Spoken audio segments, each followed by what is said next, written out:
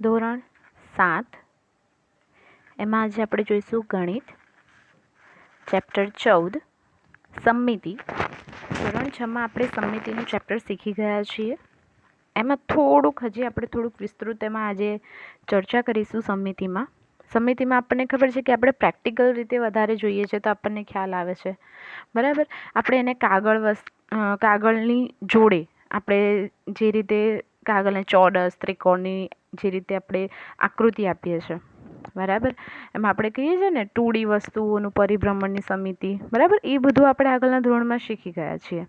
હવે આપણે આ ચેપ્ટરમાં નિયમિત બહુકોણ છે, સમબાજુ ત્રિકોણ છે, લંબચોરસ, ચોરસ, નિયમિત ષટકોણની સમિતિ, બરાબર, આ બધા જ આપણે ત્રિકોણ અથવા તો ચતુષ્કોણ, લંબચોરસ, આ બધીની આપણે શું જોઈશું? સમમિતિની રેખાઓ, બરાબર. તો આપણે આજે એમાં જોઈએ આગળ. હવે જુઓ, તમને અહીંયા દર્શાવવામાં શું આપ્યું છે કે કાણા પાડેલી આકૃતિની નકલ કરો અને સમમિતિની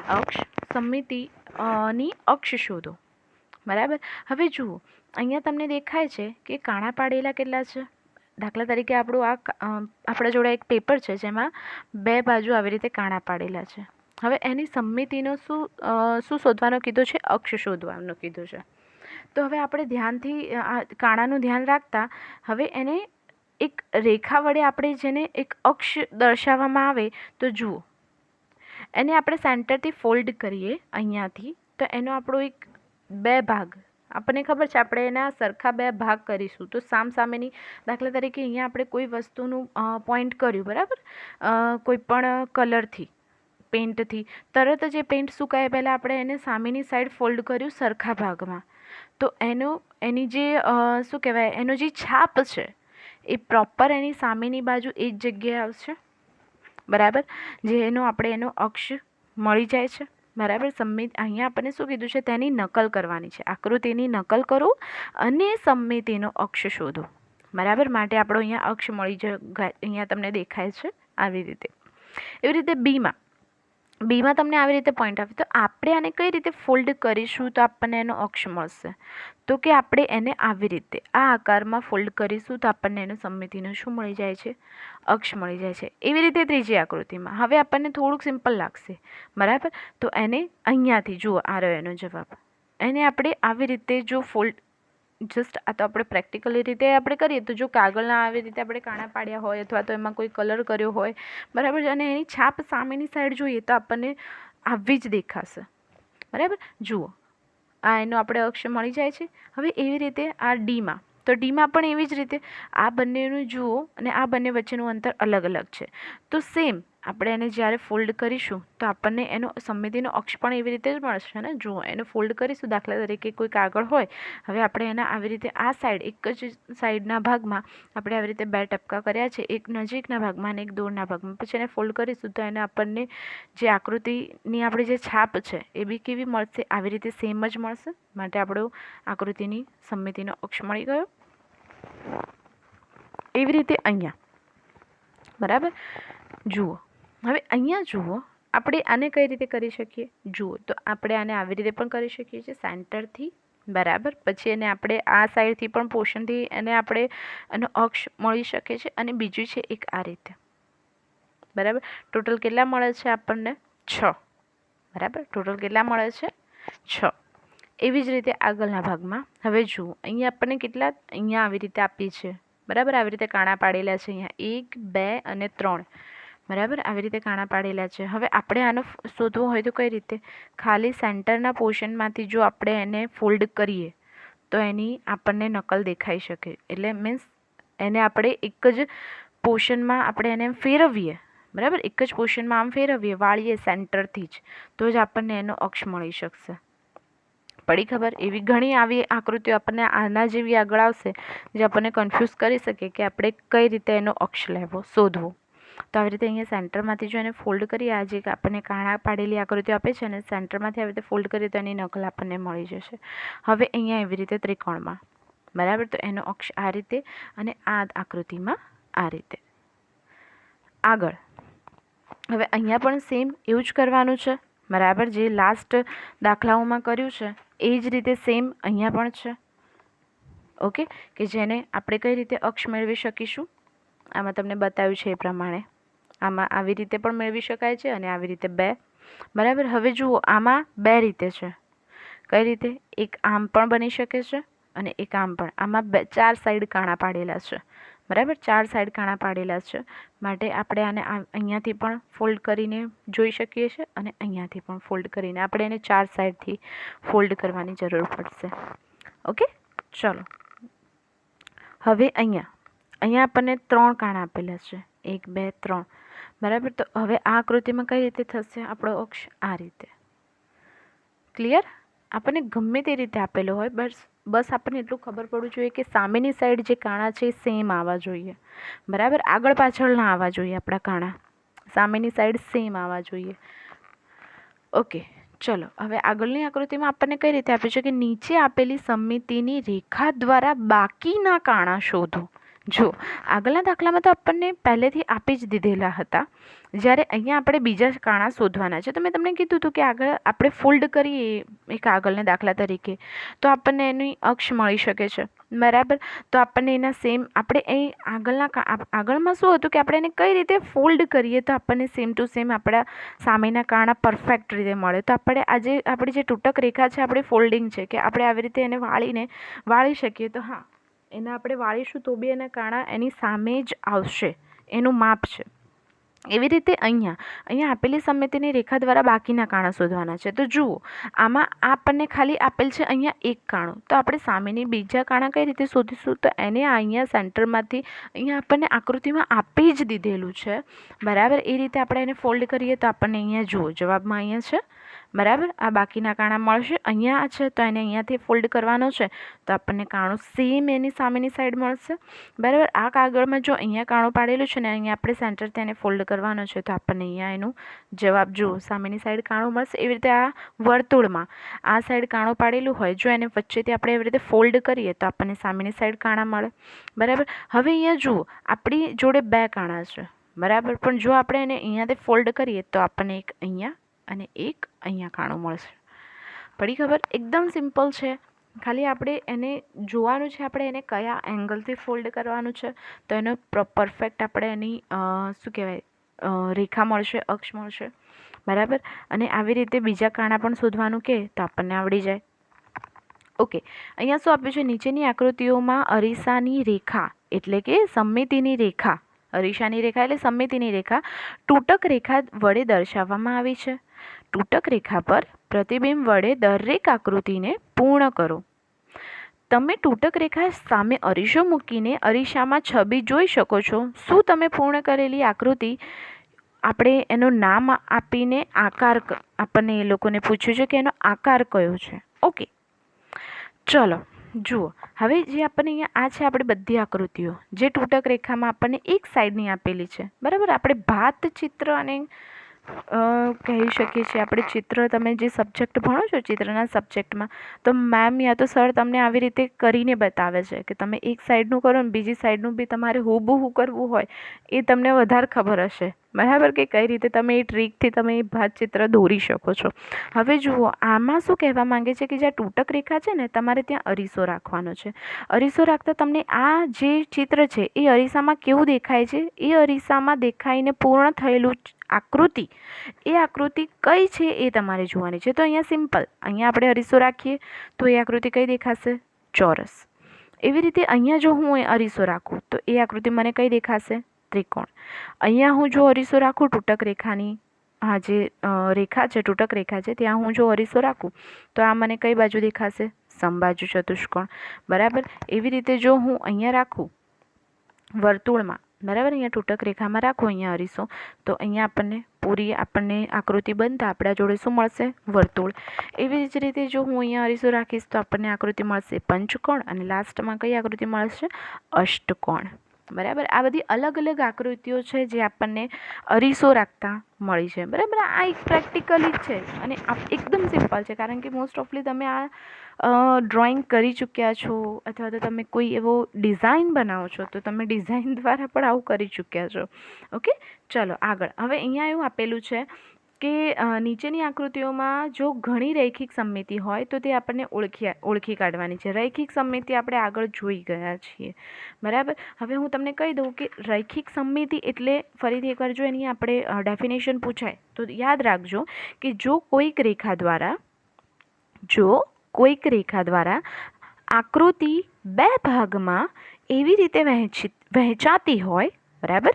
જો કોઈક રેખા દ્વારા આકૃતિ બે ભાગમાં એવી રીતે વહેંચાતી હોય કે બંને ભાગમાં બંધ બેસતા આવે, કે તેના બંને ભાગ બંધ બેસતા આવે, તો તે આકૃતિને રૈખિક સમમિતિ એમ કહેવાય. હવે રૈખિક રેખાઓ એટલે શું? તો કે નિયમિત બહુકોણની બધી જ બાજુઓ અને ખૂણાઓ જો સરખા હોય તેઓને એકથી વધુ રૈખિક સમમિતિની રેખાઓ હોય છે, બરાબર. હવે રૈખિક સમમિતિ દરેક નિયમિત બહુકોણ તેની જેટલી જ બાજુઓ હોય અને તેટલી જ રૈખિક સમમિતિ ધરાવે છે. આપણને આગળ આવશે રૈખિક સમમિતિઓ, બરાબર. હવે જુઓ અહીંયા આપણને કીધું છે કે રૈખિક સમમિતિઓ આપણે અહીંયા ઓળખવાની છે. તો જુઓ, પહેલા આકૃતિ આપણને આપેલી છે તો એની રૈખિક સમમિતિઓ કઈ રીતે બનશે? અહીંયાથી ફોલ્ડ થશે, અહીંયાથી ફોલ્ડ થશે અને અહીંયાથી. તો આપણને આનામાં ટોટલ કેટલી રૈખિક સમમિતિઓ મળી? 3. આ આકૃતિમાં કેટલી મળી? 3. એવી જ રીતે અહીંયા જુઓ, અહીંયા આપણને કેટલી રૈખિક સમમિતિઓ મળી શકે છે? આપણે ટ્રાય કરીએ એવી રીતે. તો એક અહીંયાથી મળી શકે છે અને અહીંયા. તો કે આ આકૃતિમાં આપણને સમમિતિની કેટલી રેખા મળી છે? 2 રેખા મળી છે, એક આ અને એક આ, બરાબર. ટોટલ 2 રેખા મળી છે, જેના દ્વારા આપણે એનું પ્રોપર જે સામસામેના જે ભાતચિત્ર આપણે કહેવાય ને, પ્રોપર સામસામે આપણે એને કાગળમાં દેખી શકીએ, એની છાપ આપી શકીએ, સરળ ભાષામાં કહીએ તો. હવે આ આકૃતિ, તો આ આકૃતિની ટોટલ કેટલી રૈખિક સમમિતિની રેખા છે? 3. કેટલી બને છે? એક અહીંયાથી, બીજી અહીંયાથી અને ત્રીજી અહીંયાથી. કેટલી બને છે? 3. હવે લાસ્ટવાળી આકૃતિમાં જુઓ ડી, બરાબર. આમાં કેટલી સમમિતિની રેખા બને છે? તો કે 2. એક અહીંયાથી અને બીજી અહીંયાથી. પડી ખબર? આગળમાં જુઓ. ઓકે, ઈમાં આપણને કેટલી રૈખિક સમમિતિની રેખા મળે છે? તો કે 4, બરાબર. ઈમાં આપણને કેટલી રૈખિક સમમિતિની રેખા મળે છે? તો કે 4. ઓકે, આમ લોજિકલી અહીંયા જેવા જઈએ તો 1, 2, 3 અને 4. પછી એફ આકૃતિ જુઓ, તો કે એફમાં કેટલી સમમિતિની રેખા જોવા મળે છે? 1. પછી આવશે જી, તો જીમાં કેટલી મળશે? 4. 1, 2, 3, 4. આની આ આકૃતિની વાત છે. કેટલી સમમિતિની રેખા મળશે આમાં? 4. એવી રીતે એચમાં જુઓ, તો એચમાં કેટલી મળશે? 6. આ જે આકૃતિ છે એમાં સમમિતિની રેખા કેટલી મળશે અહીંયા આપણને? 6, બરાબર. હવે આગળમાં આપણને શું કીધું છે કે આમાં કે અહીં આપેલી આકૃતિની નકલ કરો, રૈખિક સમમિતિ તરીકે કોઈ પણ એક વિકર્ણ લો અને વિકર્ણ વિશે આકૃતિને સમમિતિ બનાવવા માટે વધુ ચોરસ છાંયાંકિત કરો. બીજા ચોરસ આપણે છાંયાંકિત કરવા છે અને એમાં એવું પૂછ્યું છે પહેલા ક્વેશ્ચનમાં કે શું તેના માટે એક કરતાં વધુ રીત શક્ય છે? અને બીજો ક્વેશ્ચન આપણને એવો પૂછ્યો છે કે શું આકૃતિમાં બંને વિકર્ણો વિશે સમમિત છે? 2 વિકર્ણો વિશે સમમિત છે?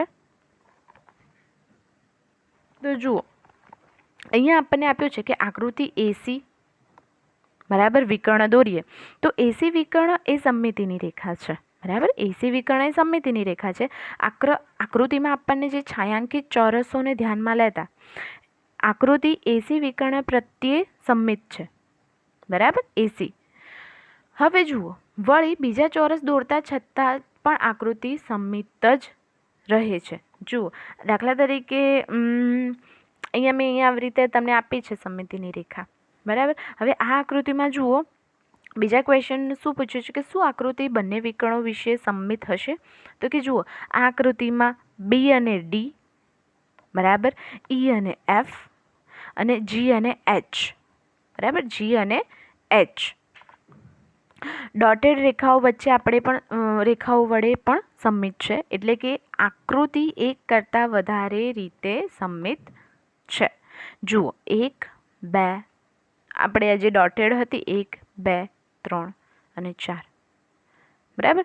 જુઓ હવે અહીંયાથી આ જે છાંયાંકિત ભાગ છે એ આપણે અહીંયાના આ પોર્શનથી ફોલ્ડ કરીશું તો અહીંયા આવશે. અહીંયાથી આપણે જે આપણો છાંયાંકિત ભાગ છે બરાબર એ આના વડે ફોલ્ડ કરીશું તો અહીંયા આવશે. આ જે મેં અહીંયા રેખા દોરી છે એવી રીતે બરાબર. અહીંયાનો આ સાઈડના પોર્શનમાં અને આ સાઈડના પોર્શનનો ભાગનો આ સાઈડનો છાંયાંકિત ભાગ બનશે.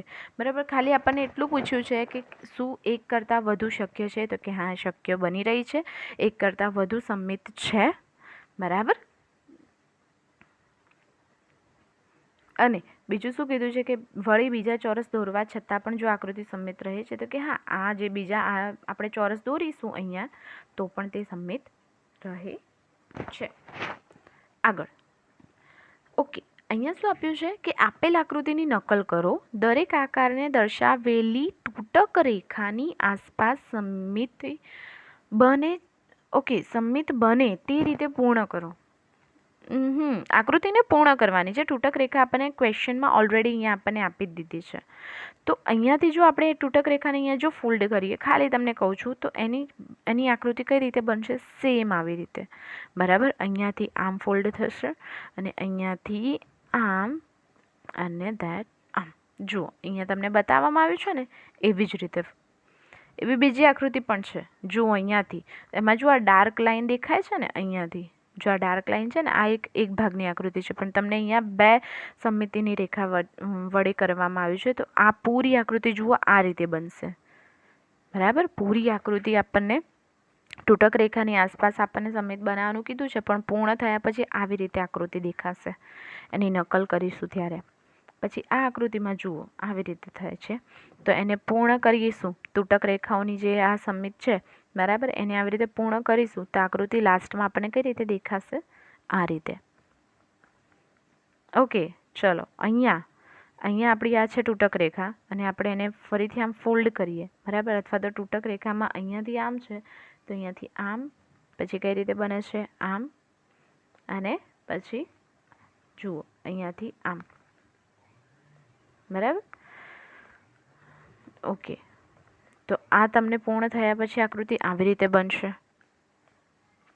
હવે જુઓ તમને આગળ પૂછવામાં આવ્યું છે કે નીચેની આકૃતિઓ માટે સમમિતિની રેખાઓની સંખ્યા જણાવો. ઓકે.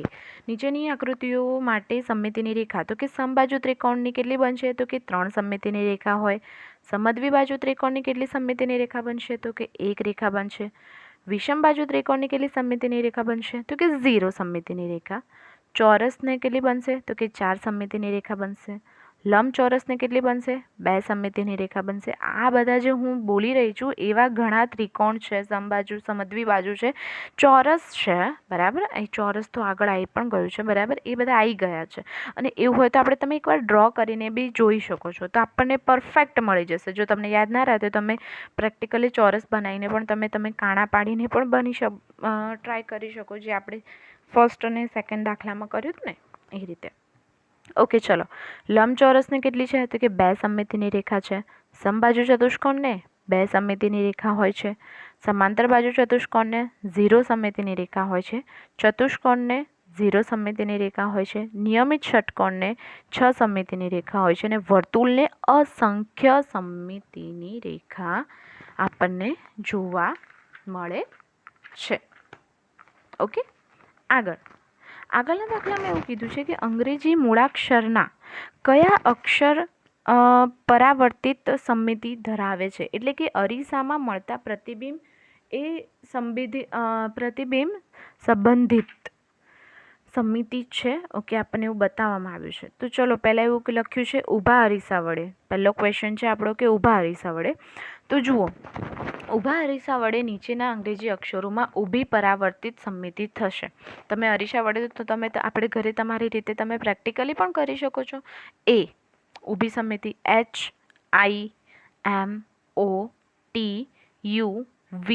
HIMOTUVWX અને Y જે ઊભા અરીસા વડે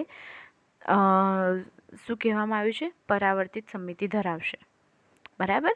પછી આડા અરીસા વડે ક્વેશ્ચન પૂછ્યો છે તો એમાં થશે બી આડા અરીસા વડે. ઓકે. ઊભા અરીસા વડે પછી આડા અરીસા વડે તો કે BCDEHIO અને X. એવી રીતે આડા અને ઊભા બંને અરીસા વડે અંગ્રેજીના કયા અક્ષરો પરાવર્તિત સમિતિ ધરાવશે?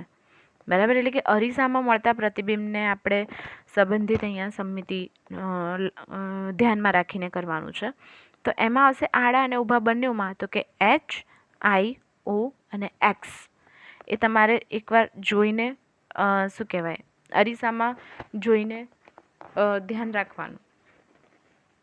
બરાબર, તો તમને અરીસામાં આડા અને ઊભા બંને રીતે રાખશો ને તો આમાં તમને આવી રીતે અક્ષરોમાં તમને કોઈ ફેરફાર જણાશે જ નહીં. બરાબર, આપણી જે બાજુ તમને આપણે કહેવાય ને આપણે ચેન્જ થાય છે, સાયન્સમાં તમે ભણ્યા હશો. બરાબર, જે બાજુ ચેન્જ અરીસામાં થાય છે એ અક્ષરોમાં કઈ રીતે થાય છે? ઊભા અરીસામાં, આડા અરીસામાં, અને બીજું અહીંયા લાસ્ટમાં આપ્યું છે આડા અને ઊભા બંનેમાં. તો કે ઓમાં કંઈ તમને ફેર નહીં દેખાય, એક્સમાં નહીં દેખાય, આઈમાં નહીં દેખાય કે એચમાં નહીં દેખાય. પછી તમે આડો રાખશો કે ઊભો રાખશો. 9મો દાખલો, 3 એવા આકારના ઉદાહરણ આપો કે જેમાં સમમિતિની રેખા ન હોય. તો કે અનિયમિત પંચકોણ, વિષમ બાજુ ત્રિકોણ અને લાસ્ટમાં આવે છે અનિયમિત સપ્તકોણ. ઓકે, 10મું છે, નીચેની આકૃતિઓની રૈખિક સમમિતિને બીજું કયું નામ આપી શકાય? પહેલું છે સમદ્વિબાજુ ત્રિકોણ, તો આપણે એને બીજું નામ આપી શકાય છે સમદ્વિબાજુ ત્રિકોણની મધ્યગા. બીજું છે વર્તુળ, તો વર્તુળને આપણે બીજું કયું નામ આપી શકીએ છીએ? તો કે વર્તુળને વર્તુળનો વ્યાસ. વર્તુળને શું આપી શકીશું? વર્તુળનો વ્યાસ. આગળ અહીંયા શું આપ્યું છે કે નીચે આપેલી આકૃતિમાં પરિભ્રમણીય સમમિતિનો ક્રમ એક કરતાં વધુ છે. બરાબર, જુઓ તો અહીંયા આપણને આપ્યું છે આ ચિત્રને 90 અંશના ખૂણે ફેરવીએ. જો ફર્સ્ટ છે આપણું રાઉન્ડ, જો હું તમને બતાવું. હવે જુઓ અહીંયા જે મેં નિશાની કરી છે, હવે એ ભાગને જુઓ, એ 90 અંશનો ખૂણો ધરાવે છે. હવે એને 4 વખત ફેરવીશું ને તો પરિભ્રમણીય સમમિતિ કોને કહેવાય? આને ફેરવવાની જે એના મૂળ સ્થાને આવે એને એક કરતાં વધુ વાર ફેરવવી પડે છે એવું અંદર પૂછવામાં આવ્યું છે. બરાબર, આ આકૃતિની પરિભ્રમણીય સમમિતિનો ક્રમ શું એક કરતાં વધુ થઈ રહ્યો છે? તો જો અહીંયા આપણને જે વર્તુળ આપ્યું છે એમાં 90 અંશના ખૂણાથી આપણે લઈએ તો કે એને 4 વખત ફેરવવાથી તેની મૂળ સ્થિતિ આવશે. તો માટે તેને પરિભ્રમણીય સમમિતિનો ક્રમ 4 થશે. કઈ રીતે? તો જુઓ અહીંયાથી આ 1, બરાબર, પછી આ 2, પછી અહીંયા ફેરવીશું તો 3 ને અહીંયા ફેરવીશું તો ફરીથી એની મૂળ સ્થાને આવતા એને 4 વખત ફરવું પડશે. બરાબર, કેટલી વખત? 4 વખત. એવી રીતે ત્રિકોણ, તો કે આ ચિત્રને 120 અંશ, બરાબર, આ ત્રિકોણને 120 અંશના ખૂણે 3 વખત ફેરવવાથી 1, 2 અને 3. બરાબર, અહીંયાથી સ્ટાર્ટ કરીએ 1, 2 અને 3 વખત ફેરવતા તે મૂળ સ્થિતિ આવશે અને તેની પરિભ્રમણીય સમમિતિનો ક્રમ પણ શું થશે? 3. હવે આ ચિત્રને કેટલી વખત આ ચિત્રને કઈ રીતે ફેરવવું પડશે? તો કે આ ચિત્રની પરિભ્રમણીય સ્થિતિ એક જ છે. બરાબર, કેટલી છે? એક જ છે. એવી રીતે આગળ અહીંયા શું કીધું છે કે દરેક આકૃતિ માટે પરિભ્રમણીય સમમિતિનો ક્રમ જણાવો. ઓકે, તો પહેલી આકૃતિ આપણને આપી છે એ પ્રમાણે, તો કે આ ચિત્રમાં આપણે જે એક્સ જે બિંદુ છે ને ત્યાંથી આપણે 180 અંશના ખૂણે 2 વખત ફેરવીએ ને તો તેની મૂળ સ્થિતિ આવશે. બરાબર, તો જ તે મૂળ સ્થિતિ આવશે. માટે તેને પરિભ્રમણીય સમમિતિનો ક્રમ કેટલો થશે? 2. એવી જ રીતે અહીંયા જુઓ આ ચિત્રને, તો કે આ ચિત્રમાં 180 અંશના ખૂણે 2 વખત ફેરવીશું તો તે તેની મૂળ સ્થિતિ પર આવશે. માટે 180 અંશના ખૂણે એને જો ફેરવીએ ફરીથી આમ અને ફરીથી આમ તો તે તેની મૂળ સ્થિતિ પર આવશે.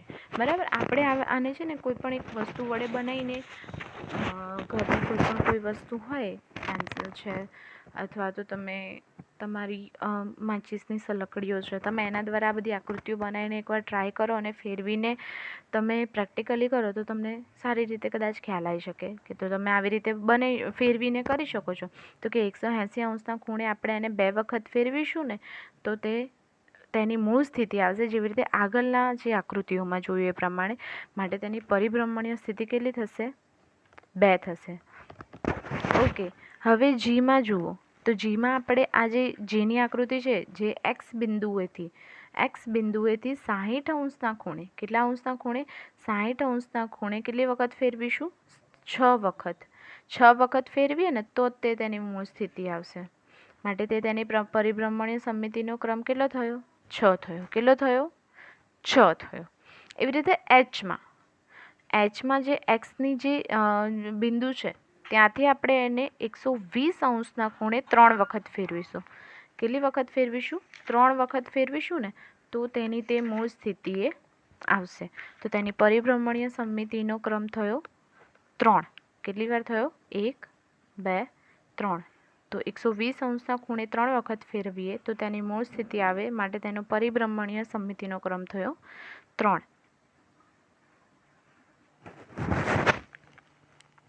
હવે આ દાખલામાં આપણને કહેવામાં આવ્યું છે કે કોઈ 2 એવા અંક જણાવો કે જેની રૈખિક સમમિતિ અને પરિભ્રમણીય સમમિતિ પરિભ્રમણીય સમમિતિ બંને હોય. ઓકે, જુઓ અહીંયા આપણને રૈખિક સમમિતિ તમને કીધું છે. હવે આપણે અહીંયા કેવું છે કે આપણે આપણો અંક શૂન્યની રૈખિક સમમિતિ તપાસી. આપણે આગળ જોયું તો કે અસંખ્ય છે રૈખિક સમમિતિ શૂન્યની, બરાબર. શૂન્ય એ વર્તુળાકાર છે, તેથી અસંખ્ય રૈખિક સમમિતિની કક્ષા ધરાવે છે. તેવી જ રીતે શૂન્યની પરિભ્રમણીય સમમિતિની કક્ષા પણ અસંખ્ય છે. અહીંયા આપણે જોઈએ તો કે એની પરિભ્રમણીય સમમિતિ પણ આપણે જોઈએ તો કે કક્ષા એની કેટલી છે? અસંખ્ય છે. હવે આપણે અંક 8ની અંકની સમમિતિ તપાસીએ, બરાબર. તો અહીંયા જુઓ 8ની સમમિતિ તપાસીએ તો એનું આપણે જુઓ એકવાર આપણે એને આવી રીતે આ કક્ષાએ જોઈએ તો 90 અંશ, પછી ફરીથી એમાં 90 અંશ પ્લસ કરીએ. ધેટ મીન્સ કે આવી રીતે આપણે એને ફરીથી એક 90 અંશ એમાં ઉમેરીને ફરીથી એની કક્ષાને આગળ લઈ જઈએ તો કે બીજી સમમિતિ થઈ, બરાબર. તો એ કેટલા થાય? 180. ફરીથી એકવાર એને 90 અંશ એનામાં પ્લસ કરીને ફરીથી એની કક્ષા ચેન્જ કરીએ તો 270 અને લાસ્ટમાં ફરીથી ચેન્જ કરીશું એની કક્ષા તો 360 અંશની કક્ષાએ આવી રીતે એની રૈખિક સમમિતિ ધરાવશે. શોર્ટમાં કહેવામાં આવે તો કે અંક 8ની રૈખિક સમમિતિની કક્ષા 2 ધરાવે છે, બરાબર. 8 એ રૈખિક સમમિતિની કક્ષા 2 ધરાવે છે. તેવી જ રીતે પરિભ્રમણીય સમમિતિની કક્ષા પણ કેવી? 2 ધરાવે છે. 1 અને 2, બરાબર. આ 1 અને આ 2 જેની મૂળ સ્થિતિ સુધી તેને લાવવામાં જોઈએ તો કે તેની પરિભ્રમણીય સમમિતિ પણ કેટલી કક્ષા? 2 કક્ષા ધરાવે છે. આગળ આપણને એવું કહેવામાં આવ્યું છે કે નીચેના દરેકમાં શક્ય હોય તેવી કાચી આકૃતિ દોરો, બરાબર. જેમાં પહેલું છે કે એકથી વધુ ક્રમની રૈખિક અને પરિભ્રમણીય બંનેની સમમિતિ હોય તેવો ત્રિકોણ. તો અહીંયા જુઓ સમબાજુ ત્રિકોણને એક કરતાં વધુ ક્રમની રૈખિક સમમિતિ છે, બરાબર. અહીં આકૃતિમાં આપણને ખબર છે કે એક કરતાં વધુ ક્રમની પરિભ્રમણીય સ્થિતિ અહીંયા છે, બરાબર. એકમાત્ર રૈખિક સમમિતિ હોય પણ પરિભ્રમણીય સમમિતિ ન હોય તેવો કયો ત્રિકોણ બને છે? અહીંયા સમદ્વિબાજુ ત્રિકોણ છે. બીજું, એક કરતાં વધુ ક્રમની પરિભ્રમણીય સમમિતિ હોય પણ રૈખિક સમમિતિ ન હોય તેવો કયો બાજુ છે? સમાંતર બાજુ ચતુષ્કોણ. જુઓ અહીંયા પરિભ્રમણીય સ્થિતિ નથી હોય પણ રૈખિક સમમિતિ નથી. પરિભ્રમણીય સમમિતિ હોય પણ રૈખિક સમમિતિ અહીંયા ધરાવતો નથી. એવી રીતે આગળ જોઈએ તો કે એકમાત્ર રૈખિક સમમિતિ હોય પણ પરિભ્રમણીય સમમિતિ ન હોય તેવો ચતુષ્કોણ બને છે અહીંયા સમદ્વિબાજુ સમલંબ ચતુષ્કોણ, બરાબર. જેમાં પરિભ્રમણીય સમમિતિ ન હોય પરંતુ ચતુષ્કોણની અહીંયા જુઓ રૈખિક સમમિતિ હોય, બરાબર. અહીંયા રૈખિક સમમિતિ ધરાવે છે પણ પરિભ્રમણીય સ્થિતિ અહીંયા ધરાવતો નથી. તેવો કયો ચતુષ્કોણ આવે છે? તો કે સમલંબ ચતુષ્કોણ. આગળ આપણને આપ્યું છે કે જો કોઈ આકૃતિમાં બે અથવા વધુ રૈખિક સમમિતિ છે તો શું પરિભ્રમણીય સમમિતિનો ક્રમ 1 કરતાં વધુ છે? તો કે હા, આ આકૃતિમાં 2 અથવા 2થી વધુ રૈખિક સમમિતિ છે, તો તેને પરિભ્રમણીય સમિતિનો ક્રમ પણ એક કરતાં વધુ જ હોય ને, બરાબર. જુઓ આપણે ચોરસમાં કેટલી હોય સમરૈખિક સમિતિ, આપણે આગળ જોઈએ પ્રમાણે 4, અને ત્યારે પરિભ્રમણીય સમિતિ પણ કેટલી હોય 4 જ, માટે એક કરતાં વધુ રૈખિક સમિતિ, બરાબર. 2 અથવા 2 થી વધુ થઈ પરંતુ તેની પરિભ્રમણીય સમિતિનો ક્રમ પણ એક કરતાં કેટલો થયો, વધુ થાય છે અહીંયા.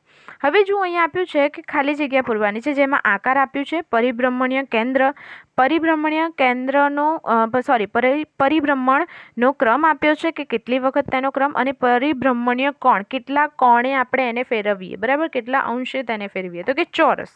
તો ચાલો ચોરસના વિકર્ણો, પરિભ્રમણ કેન્દ્ર કયું છે, વિકર્ણોનું છેદન બિંદુ, જેનો પરિભ્રમણ ક્રમ 4 છે અને તેનો કોણ આપણે કેટલો લઈએ છીએ 90 અંશ. આ આપણે આગળ જોઈ ચૂક્યા છીએ. એવી રીતે લંબચોરસનું વિકર્ણોનું છેદન બિંદુ, જેમાં 2 પરિભ્રમણ કોણ છે અને 180 અંશ તેનો કોણ છે. સમબાજુ ચતુષ્કોણ, જેનું વિકર્ણોનું છેદન બિંદુ એ કેન્દ્ર બનશે પરિભ્રમણનું, અને તેનો ક્રમ એટલે કે તેને કેટલી વાર ફેરવવામાં આવશે, તો તે તેની મૂળ સ્થિતિ પર આવશે તો કે 2, અને કેટલા કોણથી ફેરવવામાં આવશે તો કે 180 અંશના. એવી જ રીતે સમબાજુ ત્રિકોણ, તો કે તેને મધ્યગાના છેદન બિંદુથી તેનો પરિભ્રમણ ક્રમ કેટલો રહેશે 3, અને તેને કેટલા કોણથી ફેરવવામાં આવશે 120 અંશના. આવી જ રીતે નિયમિત ષટકોણ, જેનો પરિભ્રમણીય કેન્દ્ર કેટલું શું બનશે, વિકર્ણોનું છેદન બિંદુ થશે, અને અહીંયા આવશે પરિભ્રમણ ક્રમ, તેનો કેટલી વખત ફેરવવું પડશે, તેને 6 વખત, અને તે કેટલા અંશના કોણે ફેરવીશું આપણે 60 અંશના કોણે. તો વર્તુળ તો આપણને ખબર જ છે, તો કે તેના કેન્દ્ર દ્વારા જ થશે. એનું અસંખ્ય પરિભ્રમણ કોણ હોય છે, તેને દરેક ખૂણાથી આપણે એને ફેરવી શકીએ છીએ. અર્ધવર્તુળમાં પણ સેમ, તેના કેન્દ્રથી જ આપણે તેનું પરિભ્રમણ કરી શકીએ, અને તેનો ક્રમ એક જ રહેશે, પરંતુ તેને 360 અંશના કોણ પર આપણે અંશના કોણ પર એને આપણે શું કરવું પડશે, પરિભ્રમણ કરવું પડશે, તો તે તેની મૂળ સ્થિતિ પર આવશે, બરાબર. આ બધું શું છે ખબર છે, આપણે સૌથી પહેલો દાખલો લીધો તો ખબર છે, આપણે આકૃતિને ફેરવીએ તો તેના કેટલી વખત ફેરવવાથી, તો એનો ક્રમ છે, કયા બિંદુથી ફેરવવાથી એ અહીંયા છે, અને કેટલા અંશથી આપણે એને ફેરવીએ. ચોરસનું જોયો તો આપણે આગળ ખબર છે કે 90 અંશના કોણથી ફેરવીએ તો તેનો ક્રમ 4 આવે. બસ એ જ અહીંયા આપણે અલગ અલગ આકારમાં અહીંયા આપણને એનો કોણ, ક્રમ અને કેન્દ્ર આપણને અહીંયા આપેલું છે, જે આપણે નાના નાના વિકલ્પોમાં, ખાલી જગ્યાઓમાં, બરાબર, એમાં પૂછાઈ શકે છે. ઓકે, અહીંયા શું આપ્યું છે, એવા ચતુષ્કોણનું નામ જણાવો કે જેની રૈખિક સમિતિ અને પરિભ્રમણ સમિતિ બંનેનો ક્રમ એક કરતાં વધુ હોય. તો કે ચોરસ, લંબચોરસ અને સમબાજુ ચતુષ્કોણ એ એવા ચતુષ્કોણ છે કે જેમને રૈખિક સમિતિ અને પરિભ્રમણ સમિતિ બંનેનો ક્રમ એક કરતાં વધુ હોય છે, બરાબર. આગળ, કેન્દ્રથી 60 અંશ ફર્યા પછી આકૃતિને તેની મૂળ સ્થિતિના જેવી જ દેખાય. બીજા કયા ખૂણાઓ માટે આવું થશે, તો કે આકૃતિના કેન્દ્રથી 60 અંશના ખૂણે ફેરવતા તે મૂળ સ્થિતિ જેવી જ થાય, એ બીજા કઈ આકૃતિમાં, બીજા કયા ખૂણામાં થશે, તો બીજા એના ખૂણા છે 120 અંશ, 180 અંશ, 240 અંશ, 300 અંશ અને 360 અંશના ખૂણે તેને ફેરવીશું તો તે આકૃતિ મૂળ સ્થિતિમાં છે એવીની એવી જ દેખાશે. આગળ, નીચે આપેલા ખૂણાઓ માટે શું આપણે એક કરતાં વધુ ક્રમની પરિભ્રમણીય સમિતિ મેળવી શકીએ છીએ, તો કે હા.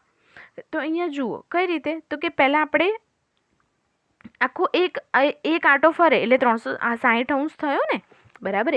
એક આખો આંટો ફરે, ધેટ મીન્સ કે 360 અંશ. તો આપણે શું કરવાનું, 360 અંશ અને આપણને જે અંશ આપેલા છે એને આપણે ભાગી નાખવાના. તો કે 360ને 45 અંશ વડે ભાગીએ તો 45 અંશના ખૂણા માટે એક કરતાં વધુ ક્રમની પરિભ્રમણીય સ્થિતિ મળશે. આપણે એને ભાગાકાર થાય તો જ એ આપણને એક કરતાં વધુ ક્રમની પરિભ્રમણીય સ્થિતિ મળી શકે છે, બરાબર. કારણ કે આપણો એનો જવાબ આપણને અહીંયા કેટલો મળશે, બરાબર. આપણે એનો નિશેષ ભાગીશું તો 8 થશે. તો 45 અંશના ખૂણાને કેટલી વખત, આપણે 8 વખત એની પરિભ્રમણીય ક્રમ મળશે. માટે આપણને ખાલી શું પૂછ્યું છે કે એક કરતાં વધુ થાય છે, તો આપણે એવું લખવાનું, હા, એક કરતાં વધુ ક્રમની પરિભ્રમણીય સ્થિતિ અહીંયા એની સમિતિ મેળવી શકાય છે. 360 ભાગ્યા 45 કરીશું તો 8 આવશે. તો 8 એ આપણી ક્રમની આપણો ક્રમ થયો. 8 વખત ફેરવીશું તો તેની મૂળ સ્થિતિ પર આવશે, એટલે એક આખો ક્રમ, એક આખો આંટો ફરશે. એવી રીતે અહીંયા આપણને આપે છે બીજો દાખલામાં 17. તો 360ને 17 વડે નિશેષ ભાગી શકાય નહીં, માટે તે એક કરતાં વધુ ક્રમની પરિભ્રમણીય સમિતિમાં જોવા મળશે નહીં. બરાબર, આ એની શોર્ટકટ છે કે આપણે એને ભાગી શકાય. તો કેટલી વખત આપણો જવાબ આવ્યો તો કે 8 વખત. તો કે 1 કરતાં વધુ થયો ને, તો 1 કરતાં વધુ એ આકૃતિને આપણે ફેરવીશું 45°ના ખૂણે, તો એક આખું એ રાઉન્ડ ફરશે અને 8 વખત ફેરવવું પડશે. બરાબર, માટે 1 કરતાં શોર્ટમાં કે વધુ ફેરવવું પડશે. બીજામાં છે 17, તો કે હા 17 વડે આપણે ભાગી ના શકાય 360°ને, તો એ શક્ય બનશે નહીં. બરાબર, આ આખા ચેપ્ટરમાં આપણે પ્રેક્ટિકલી તમે અરીસા વડે છે, કાર્ડબોર્ડ વડે છે, તમે માચીસના બોક્સની જે સલકડીઓ છે, બરાબર, એના વડે પણ તમે તમારી રીતે ઘરે ટ્રાય કરી શકો છો. બરાબર, જે અંગ્રેજી મૂળાક્ષરો જોયા એમાં પણ તમે અરીસા વડે પણ તમે જોઈ શકો છો, આડો અરીસો, ઊભા અરીસા વડે. બરાબર, એટલે એકદમ સિમ્પલ છે. આપણને આના મોસ્ટ ઓફલી જોઈએ તો કે નાના પ્રશ્નોમાં વધારે આ પૂછાઈ શકે છે. બરાબર, માટે એ પ્રમાણે તમે જો આપણે પ્રેક્ટિકલી પણ જોડે કરીએ તો આપણને વધારે ખ્યાલ આવી શકે. અને આપણે જે રીતે આપણે અહીંયા આકૃતિ દ્વારા જોયું, તમે ખાલી ફક્ત આકૃતિ દ્વારા પણ તેને તમારા નોટબુકને ફેરવીને જોશો ને તો બી તમને ખ્યાલ આવી જશે. બરાબર, તો બી તમને નોર્મલી ખ્યાલ આવી જાય કે હા ચોરસ, ગોળ એવી આકૃતિઓ છે જેનો ક્રમ આપણે ફરીથી ફટાફટ ફેરવીને આપણે એને જાણી શકાય છે.